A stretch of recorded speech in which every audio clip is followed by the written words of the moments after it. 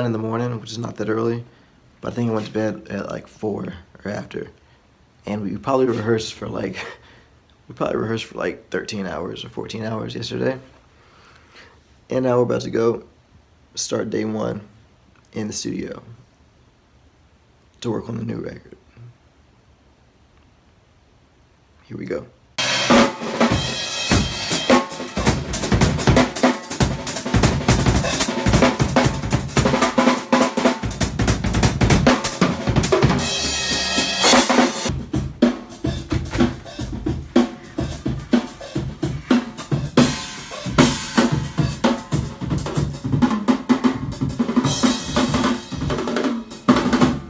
So yeah, it's going down over the next couple days. Ain't that right, Dan? Elon is in here. Chilling. What it do? Bass player extraordinaire. You got anything to say to the people out there, Elon? We about to kill it in this session. That's what we about to do. That's all I got to say about that. I'm just trying to hang on for dear life.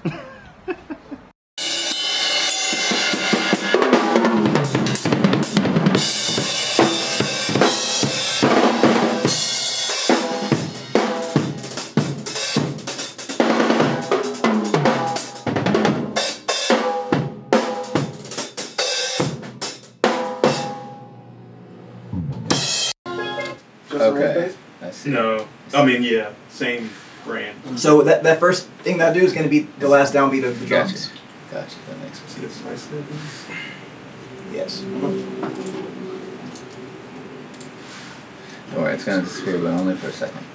Alright. It's not too bad. My pocket it is. We're in that boring part of the studio session where the engineers are setting everything up and we're just waiting on them. I'll line it up to your second. It's probably going to take a good 3 hours to get everything set up and sound checked. And I think it took us about 7 to 9 hours just to get sounds. What are we up to, Dan? I'm just installing some plugins once I get this password, and then we gotta start getting some levels. He's patching everything in right now. Sweet. So it comes up neat paddle on board. Just to get everything dialed in, get tom, tone, snare. So I think there was actually a period of time in that sound check where it was either, I think it was Jonathan and Dan, they were like, Mason, just play. So I'm just going in, just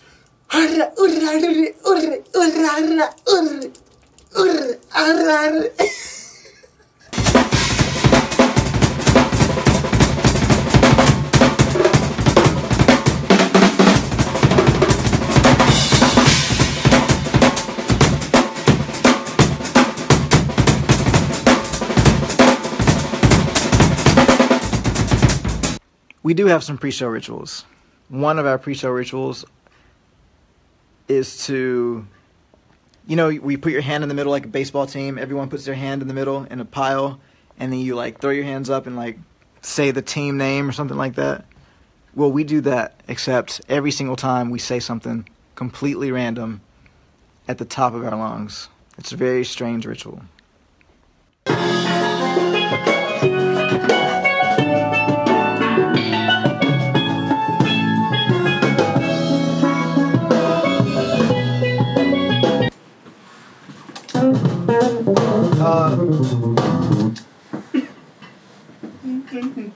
Just keep going forward until, like, just random. Forward this way? Yeah.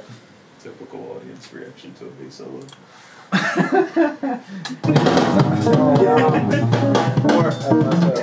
People love bass solos. Just don't go in on the first half, but you can, y'all can go in together and do the romance thing, which I like to do.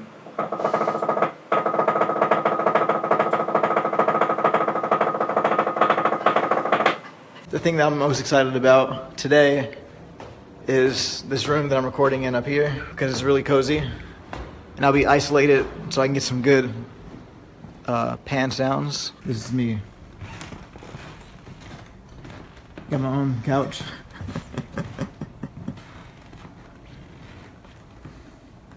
This is where I will be between takes on this couch.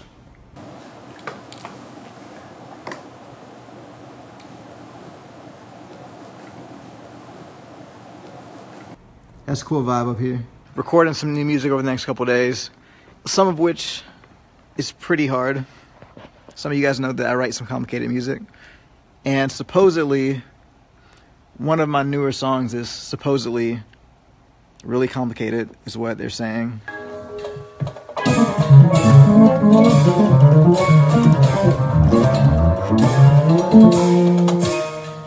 But also some of my, my newer, not so complicated stuff is on here too. So it's a good mix. Some for everybody. Will I be releasing sheet music? Yes, I will. It's already written out in preparation for the, in preparation for the sessions. Everything's written out. It will be in a form that is attainable. All right, here we go, you guys. All right, here we go, you guys. All right, here we go. All right, here we go. 1, 2, 1, 2, 3.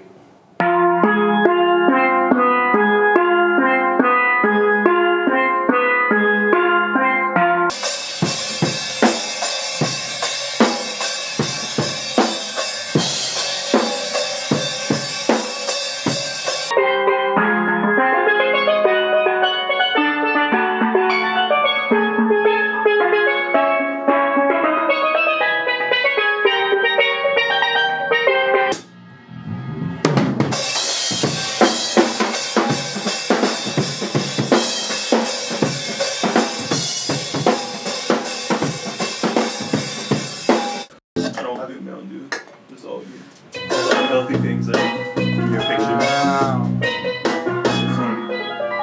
This is the one. This is the. So take the first part of this, attach it to the second part of that. Second part. Well, like take. We definitely just punched that. Oh wait, I did that same exact. Not on top of it, but wait. Thing in the other play one. it through. Okay, wherever the section that starts with just me. That boom, ba ba ba ba ba ba ba. Yeah, so right there, take the thing from the that we just did. Good job, you guys. Thank you. I'm gonna mark this off. I think it's a good idea. You gonna mark it off? All right.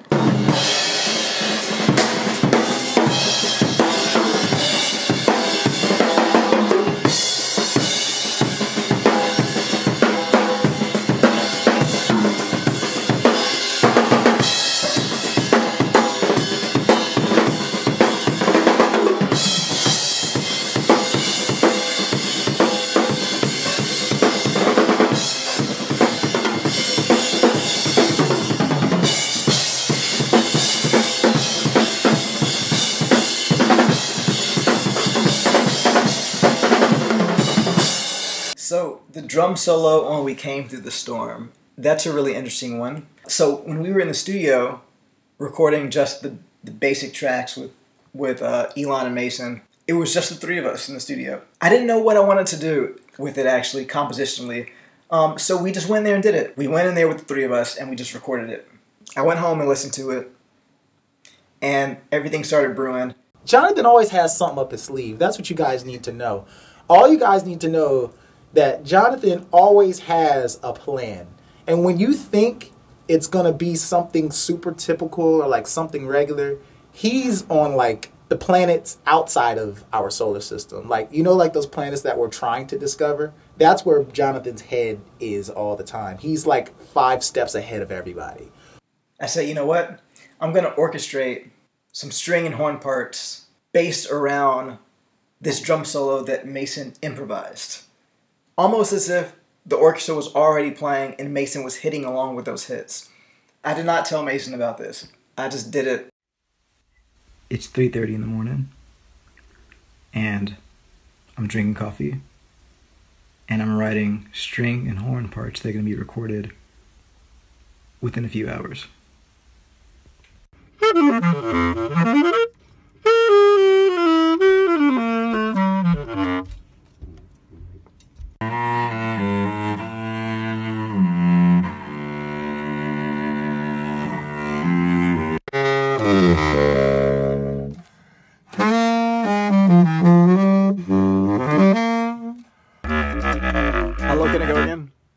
lowest note again?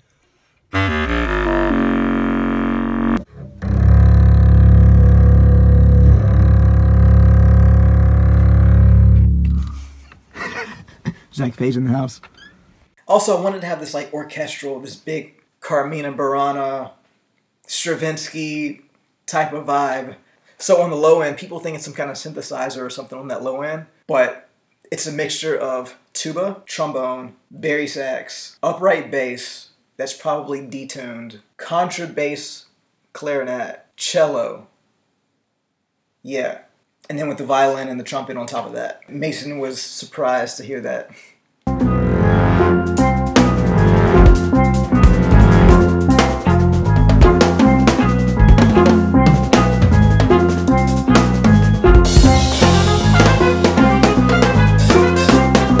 But I'm just like, how did you hear these details?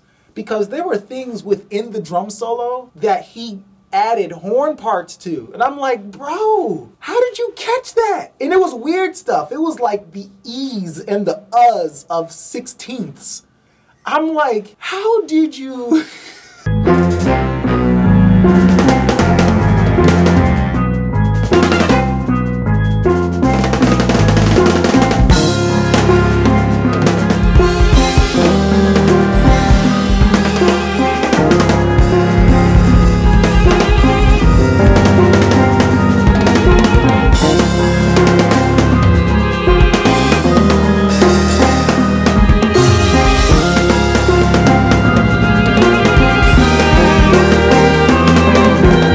So I definitely listened to it like 1,000 times just to kind of compute. Like, this dude really sat here and wrote horn parts and string parts to line up with specific accents that I did. Now keep in mind, like, I didn't know Jonathan was going to do this. So when I'm hearing it back in like its final configuration, I'm just like, whoa. Right before the drum solo, I take this bass solo, and in the studio, all I'm doing the whole time is just staring at Mason because he has this gigantic cheesy smile on his face, and I couldn't even focus on, you know, being serious in that moment. You know, so everything I'm playing, I'm just like laughing and we're joking around. He's making faces at me and everything, and this moment kind of comes out of that, and it was just really awesome to just capture that organic feeling and organic moment. After the album released, people started learning the bass solo till We Came Through the Storm, and it kind of became a thing for a little while.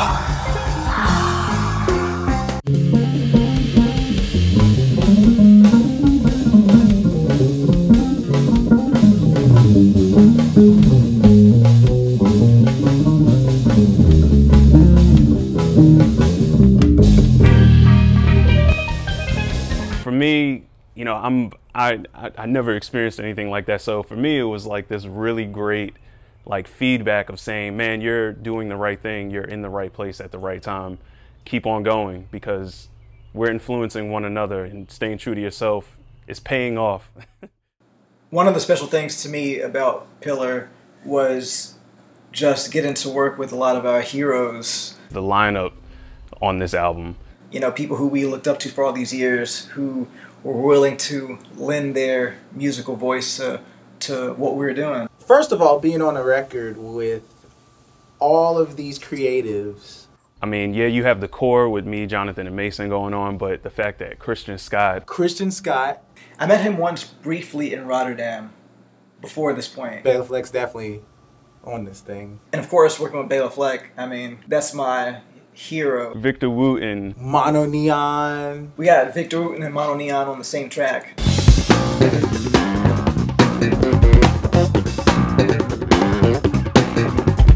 My spiritual guru, I like to call him Weedy Brema. Weedy. Jeff Coffin. I think this is the third album that Jeff's been on with me, because he was on Plot Scheme, and he was on A Character Farm, and other short stories. Sean Martin. Sean Martin. Sean Martin. O'Teal. It was so special to get to work with O'Teal. Who else we got on there? Fake Buddha's Inner Child. You know, that's an interesting one for me because I was definitely going through a very particular point in my life as a human being. I came up with this psychological concept that I called the fake Buddha's inner child, where basically the fake Buddha is the outer shell of our personalities that believes that we can withstand all the trials and tribulations of the world and all the stress and all the issues that we face. And then the inner child is the part that's exposed whenever that hard shell breaks down, and that's when we have our anxiety and our depression and all these other things. So this piece is kind of like a lullaby to the inner child. But when I wrote it, it was a snowy day in Asheville, North Carolina. I was snowed in, I remember that. And I had this challenge for myself. I locked myself in this room and said, I'm not coming out until I write this piece of music. And that was kind of like my therapy for that day, really. And that's exactly what I did. So I guess maybe 2 hours later, this piece was born. Yeah, I can do that.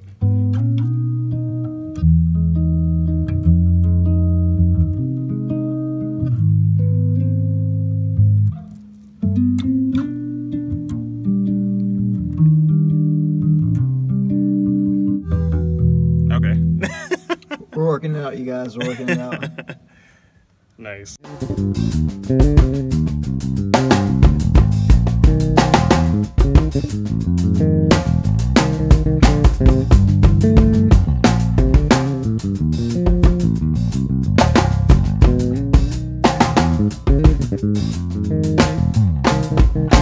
Fake Buddha's Inner Child is one of my all-time favorite songs on the album. There's just so much vibe there and emotion going on. You can really hear all of us put our all into this song. And when Jonathan presented the song to me, at first it was like, man, this is good just the way it is, you know, but after spending some time with it, you know, some of the chordal movements that I'm doing throughout the song and lines that I'm playing really just came from the inspiration that was already on the track. My thing I always say is that I'm only as good as the band that I play with. Jonathan pretty much used House Appliances as a drum reference for me to learn the groove to Fake Buddha's Inner Child.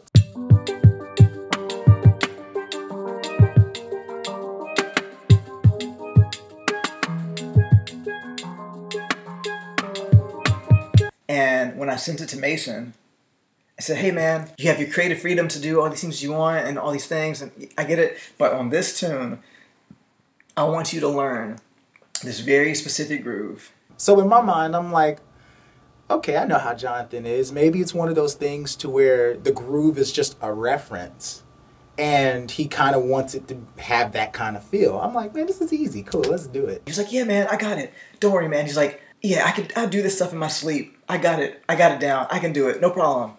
I got it. No worries. So I'm all excited. I get off the plane. You know, I'm just like, whew, we about to record. This is about to be awesome. So then we're about to have the studio session. I drive to Charlotte to pick him up from the airport. Jonathan picks me up. We get some food. I think we stopped at like Bojangles and got some Cajun chicken biscuits. And we're chilling, listening to the references, and he puts on Fake Buddha, and we listen to the song once through, and then we turn it off, and then Jonathan's like, yeah, man, yeah. So you got the beat, right? So you got that groove, right? I'm just like, yeah, man, I got it. He was like, no, like, so you can play that beat. And then it was like, the way he said that, it kind of dawned on me. I'm just like. He was like, wait, so you want it to be exactly like it is? Oh, all right. Can you turn that on again? I had to learn the beat right then and there. I was air drumming. Probably took me about 45 minutes of that ride to learn that song.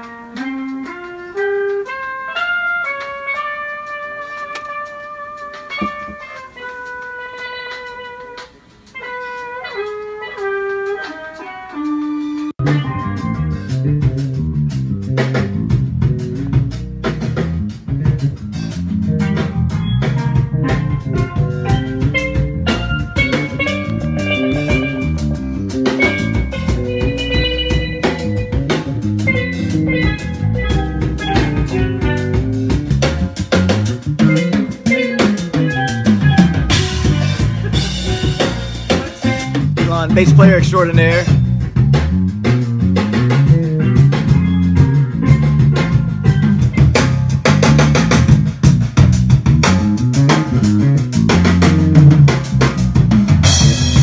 So working with Oteil, that was a really interesting process because, you know, he's so busy from doing all the Dead and Company stuff and all the stuff he was doing with his own group.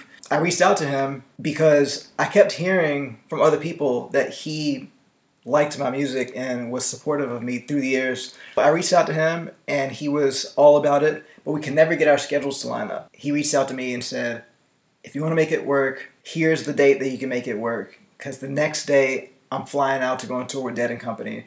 So this is the window of opportunity. And I'm like, all right, cool. And he was like, all right, but you have to come down here. I want you to be there to kind of guide me. I was like, cool, I'll be there. And also, best time for me to record is just in the middle of the night. So if you can make it down to my house in Florida in the middle of the night, that'd be great. And I'm thinking to myself, of course, this is like a dream come true. So I book a plane ticket last minute, and I fly to Florida. I get there at midnight. I get a ride from the airport to Oteil's house. Shout out to my boy, Drew Tucker, for giving me that ride. And then I show up to Oteil's house at 1 in the morning. And then we just instantly get to work. Oh, and then there's the 7th too. Oh, we're gonna have fun with this.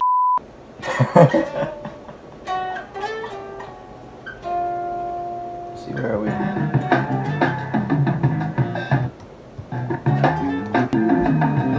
Okay, stop for 1 second.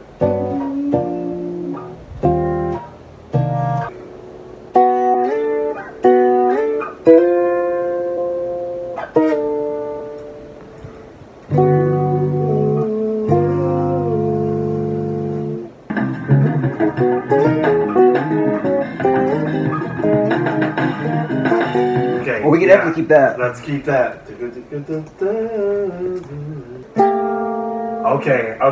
Okay, let's do it. Let me do one more where I'm hitting it harder, just for...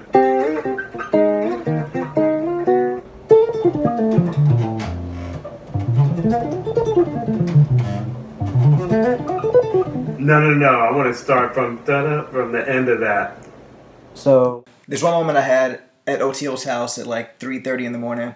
We're recording, and there's this one part that he's having trouble with for some reason. I don't know what it is, but he keeps having trouble with this part, so we keep trying to do it over and over. And so after like 4 or 5 takes, he stops and says, wait a minute, I dreamt about this. And I'm sitting there shocked. And he says, let's do it again. I got it now. And then I don't know what happened, but it clicked. And then the next take, he got it. So that was one of those special O'Teal stories that I'm glad that I have.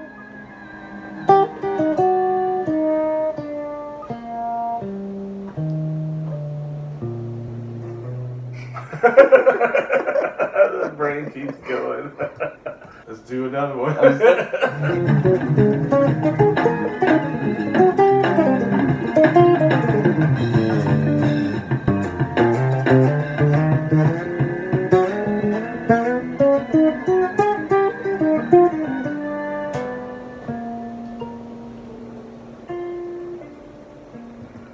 Man, that was some cool shit on that one. Here, one more time.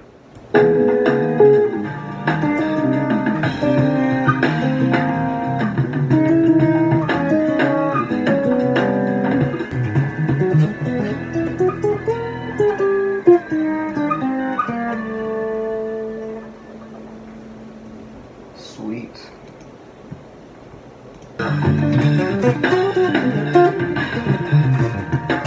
Sorry, I lost it there for a second. You want to redo it? Yeah.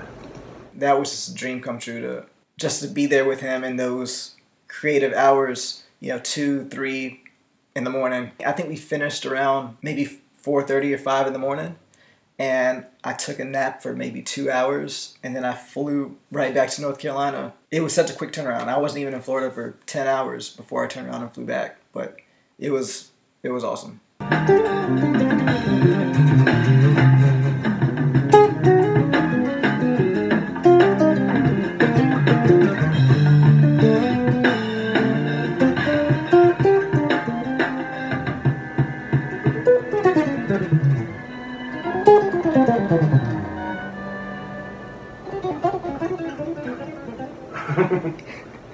Cool, I just got an idea.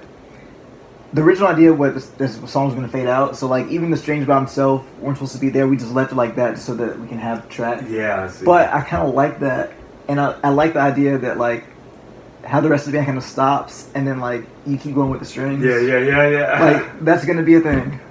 What did you do? Is that like a synthesizer? The strings? Yeah. Those are strings. Those are real. Those are like violins and cellos.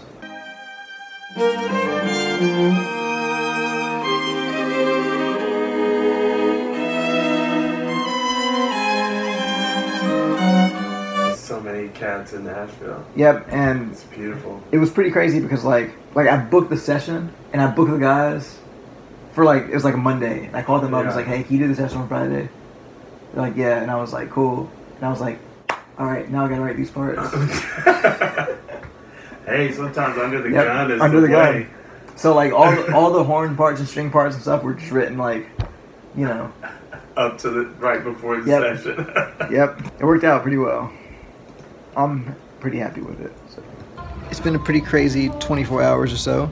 I just flew to Florida to meet up with O'Teal. O'Teal is a special guest bass player on it, but Elon also plays on it too, so some people are confused with which person is which. Elon is playing that magical bass line for the tune.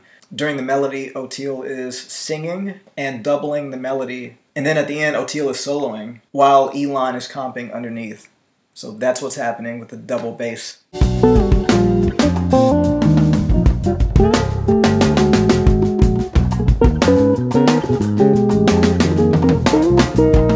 And he is on the record.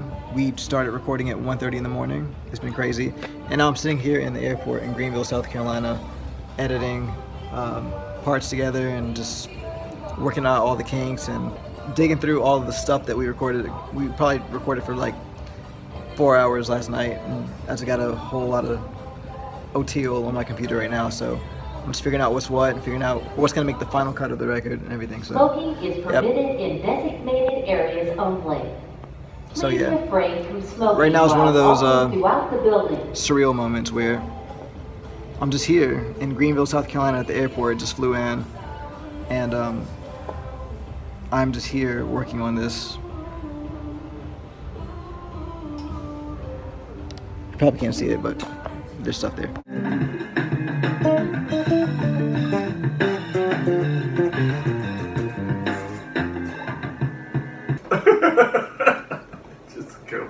right, let's do 2 more.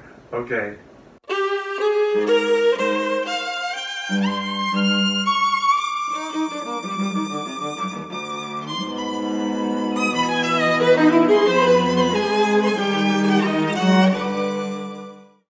Oh my gosh. Let's talk about what was the name of the studio? Echo Mountain. Let's talk about Echo Mountain's customer service. Everybody there is mad cool. It's a dope place, but they got all kinds of snacks. I think they had pretzels, they had chocolate, they had cheddar cheese popcorn, they had Doritos, they had soda, all in the green. And it's like we could like record and like go in there and snack at the same time. If that's not reason enough for you to go down to Echo Mountain, I don't know what is.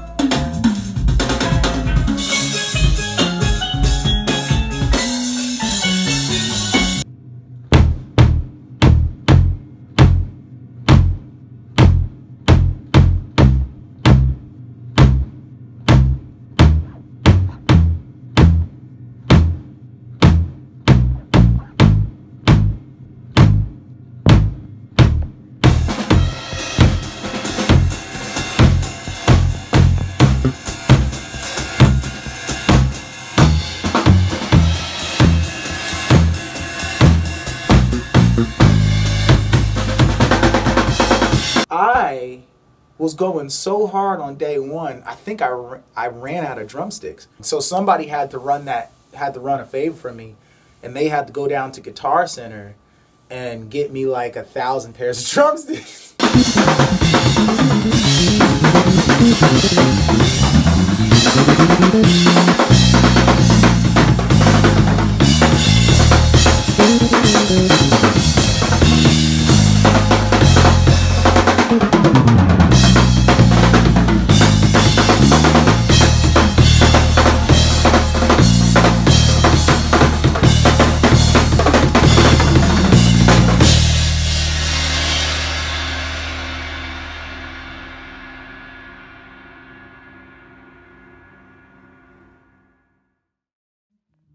We're rehearsing for the album, and I'm laying on the floor because we've been rehearsing since like 11:50 in the morning. And I don't know what time it is now, but whatever time it is, It's time to lay on the floor while Elon practices his lick over and over that he should have already known. Because I sent it to him a long time ago. Actually, I sent it to him like months ago. And he's just now working on it, and we're about to record an album like next week. All right, I got it. Let's get it. You got it?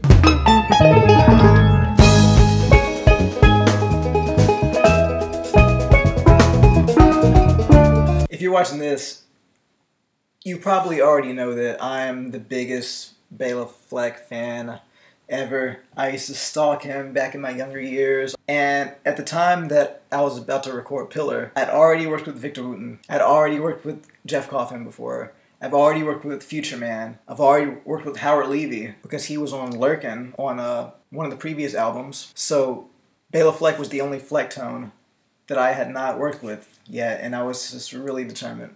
So this is interesting to admit this here for this documentary. You know, I've asked Bela, every album I've had, I've reached out to him to see if he wants to be involved, and every time he's not able to do it. This time I really wanted to grab his attention, and so what I did was I learned a 1-minute little part of a crazy banjo part from one of his concertos that he just wrote.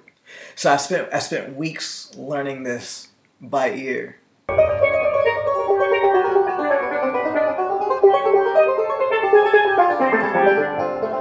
And I really did it to impress Bela. I don't know if that's what made him say yes, but I made him a video and I sent it to him and he liked it. And then I waited a few days and was like, hey, so I'm doing this album. Love to have you on it. That would be cool. I don't know if that's what did it, but it kind of worked. So get ready for the recording session of my life. Bela Fleck is probably 5 minutes away from being here at Echo Mountain Recording Studios in Asheville to be a special guest on my record, actually. So it's happening, it's going down, and here we go. When you use it. Fathead, I put it in the fat spot. This is where all the beef is. So I would put that one here, this one here, and that should be a good sound, I would hope.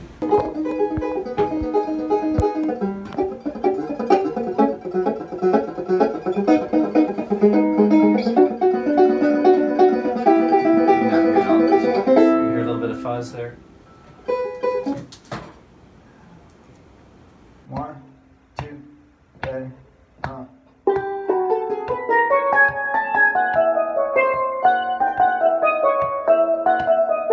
Okay, we can do that a couple more times. 2, ready,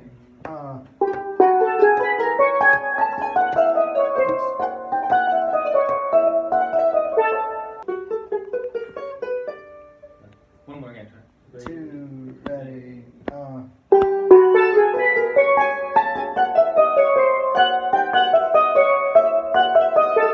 Yeah, I can do it like that. I just have to concentrate on it. The response that I got from him was one of the most amazing moments of my career. His email response was, I'm sure playing on your track will work out as long as you can wait until after my concerto premiere. So I'm seeing that like, oh snap, it's about to go down. So we went back and forth and back and forth and back and forth and back and forth about days, times, and I was being patient with the schedule and all these things. I was planning to go to Nashville, Tennessee to try to catch him there to record. And then one day he emailed me and said, hey, I'm coming through Asheville Sunday night. Can we do it then? When Bela Fleck asks you if we can do the session on Sunday night, we make it happen. And boom, I booked the session. I called my engineer, Dan. Said, hey, Dan, what are you doing Sunday night? We got a session, so, you know, no big deal. Bela Fleck's going to roll through town to play on the album, so, yeah, if you could just clear your schedule, that'd be cool.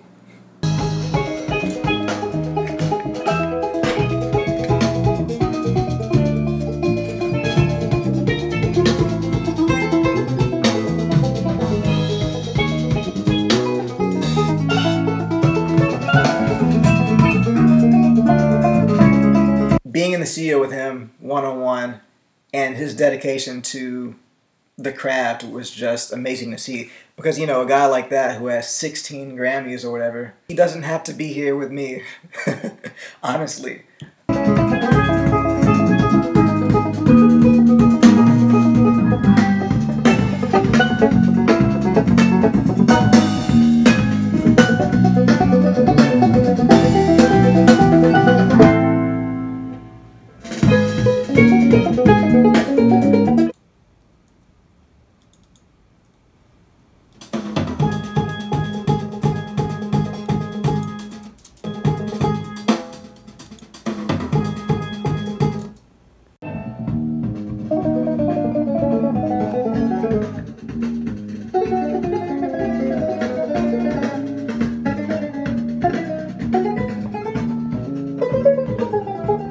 And it was cool just to be there in the studio with him and just seeing him try to get the best sound that he could out of the room, the best sound he could out of the microphones, making sure that everything was just perfectly right. He would do take after take to make sure that he got it just the way that I wanted it to be. He would do a take and he'd be like, was that good? He was actually checking with me to see like if I liked it or not, you know? He would try something and say, what about this? Would it be cool if I did something like this? And I'm like, yeah, that sounds amazing. He'd check in to make sure that I was pleased with it. And that was just really cool for me. I was just happy to be there and have the experience. And so it was really special for me.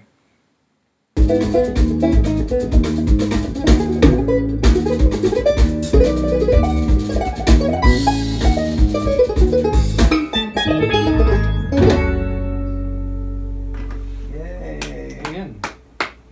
Yeah. The only section at the end of the steel solo, when I go into the chords.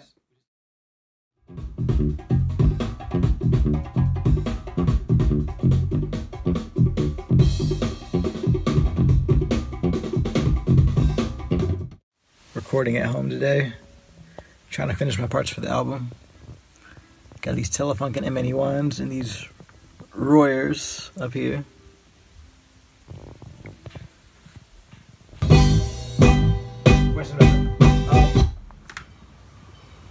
I know that we'll get more into it later, but like a part like that kind of like jumps out. So the only way that we can kind of like, yeah, because like when Vic does the overdubs, I want to not have anything that's kind of pulling one way or the other.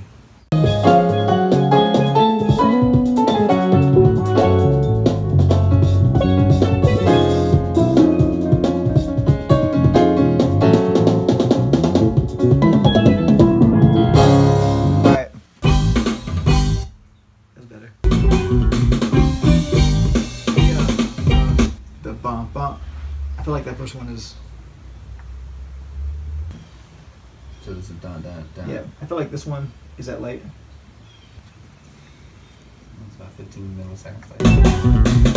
15 milliseconds late. We got our album factory set up here.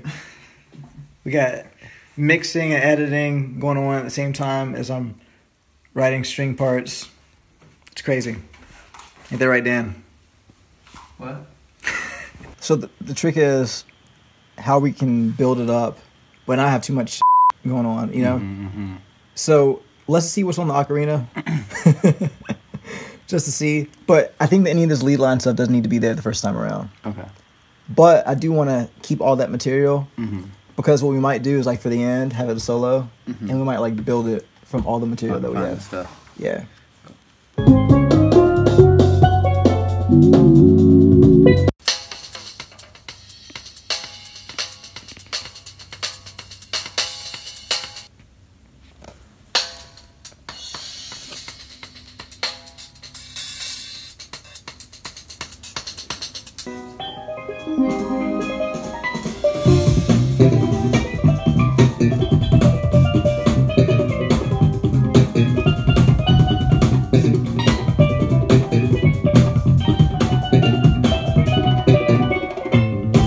I am here in the studio with Dan Sharon, my trusted engineer.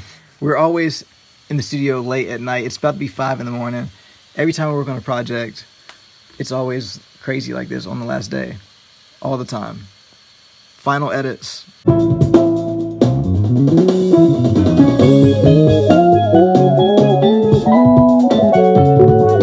Obviously, I got one of those. Because he gets the wrong note with that, right?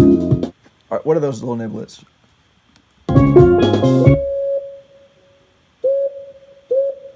They're kind of, I remember that was kind of cool. But is there a better da na na na na na? Or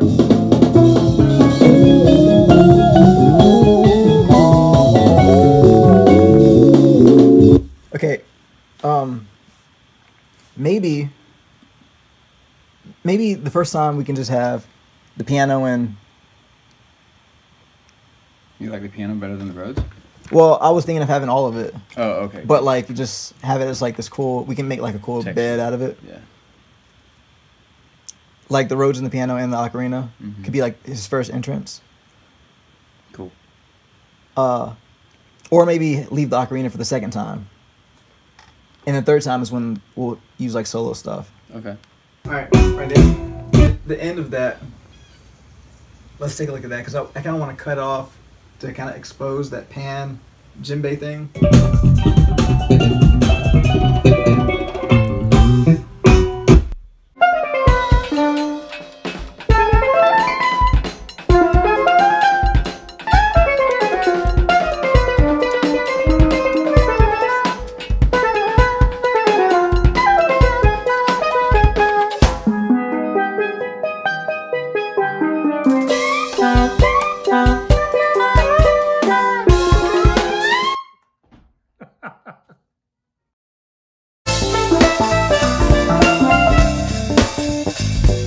This tune is kind of interesting to me because it comes from a joyous place, but it's also coming from a joyous place while being surrounded by a lot of dark things. So that's why the tune feels good, but there's some depth to it in that way.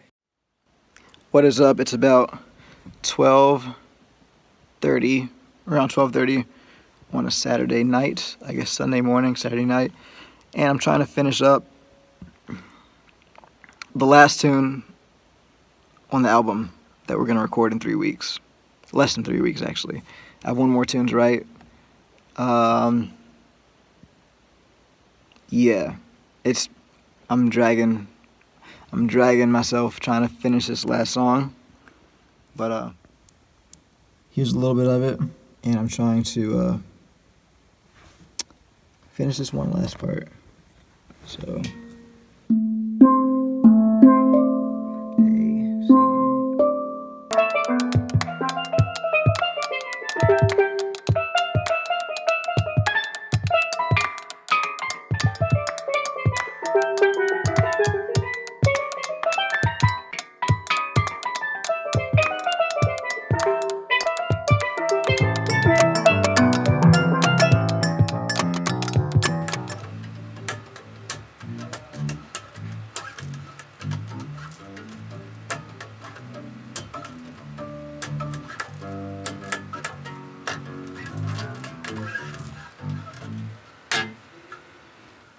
You guys gonna hear no drums, right? Yeah. Wait, what? Yeah. They'll hear it? Alright, never mind. So y'all hear that last da-da-da-da-da-da-da, and then that'll be where you guys, with the bass drops. Here we go.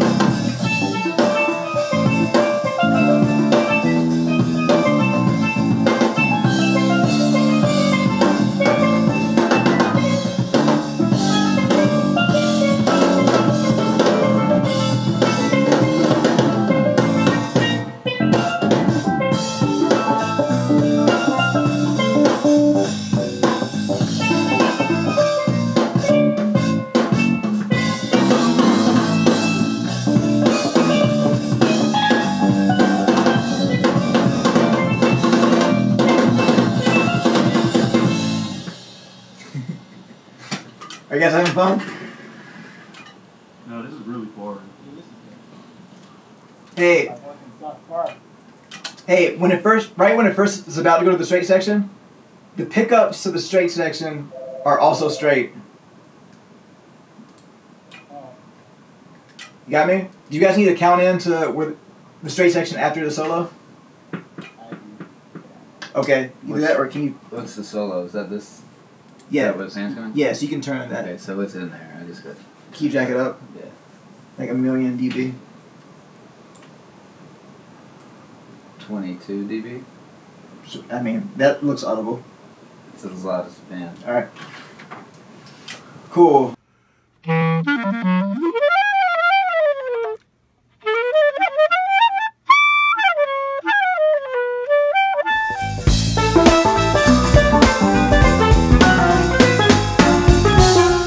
So in 2016, there was a lot of personal things happening in my life. 2016, 2017, around that time, let's just say. And a lot of this music from Pillar actually comes from that time period where a lot of personal strife went into making all this music, which is why Pillar is such a special album for me personally. So one day during that time, I was driving around in my van. I was in the River Arts District of Asheville, North Carolina. And for some reason, I was unusually happy that day. And I say unusually happy because there was so much crazy shit happening in my life around that time that I don't even know why I was happy, but I was so happy, and I had these like rhythms and these motifs just running around in my head. I started singing this melody into my voice memo as I was driving.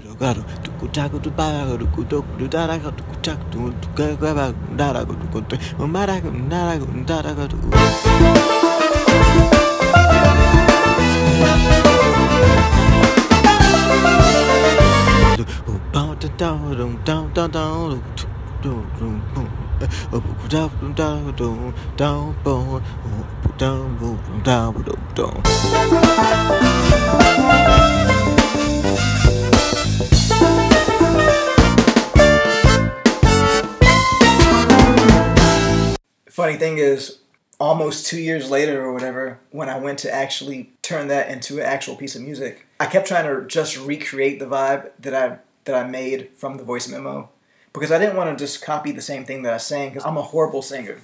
I'm a terrible singer. So I didn't want to just take what I sang on the voice memo and turn it into music.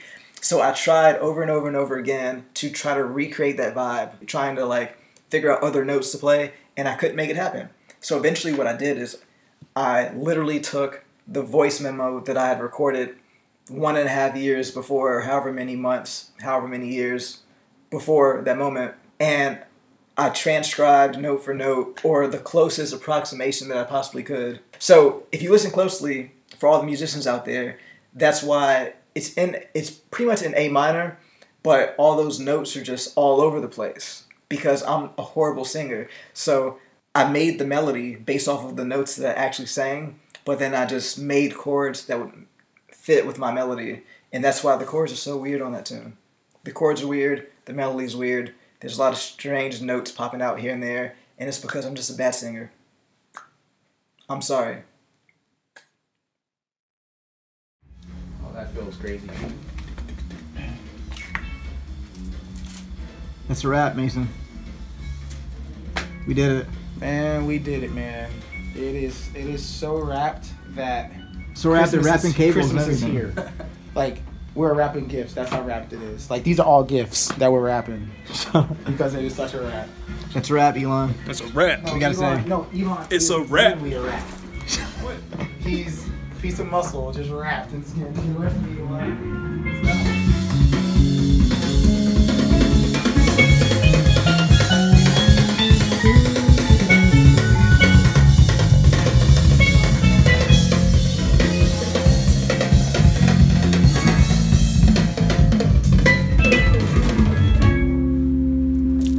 It was alright.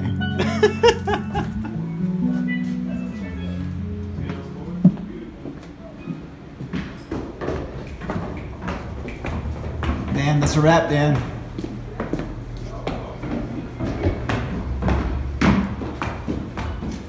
Arlo, that's a wrap.